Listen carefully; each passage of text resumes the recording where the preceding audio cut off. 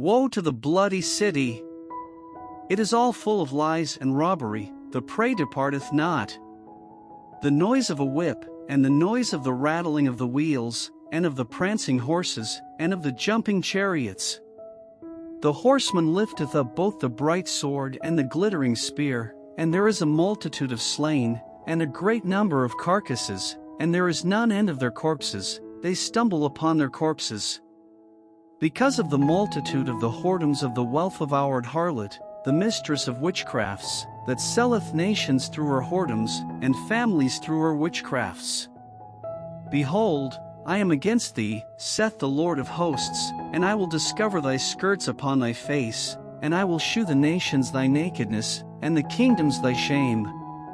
And I will cast abominable filth upon thee, and make thee vile, and will set thee as a gazing stock.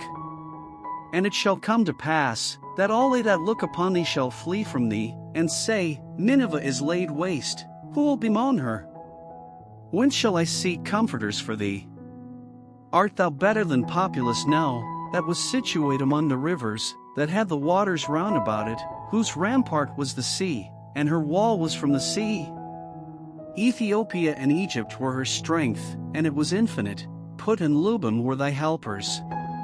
Yet was she carried away, she went into captivity, her young children also were dashed in pieces at the top of all the streets, and they cast lots for her honorable men, and all her great men were bound in chains.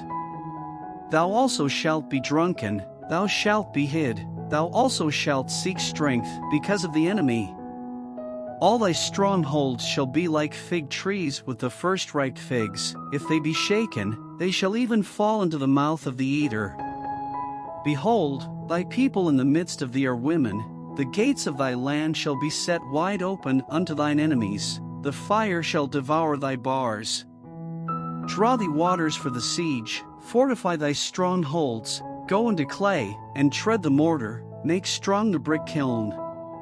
There shall the fire devour thee, the sword shall cut thee off, it shall eat thee up like the cankerworm, make thyself many as the cankerworm, make thyself many as the locusts.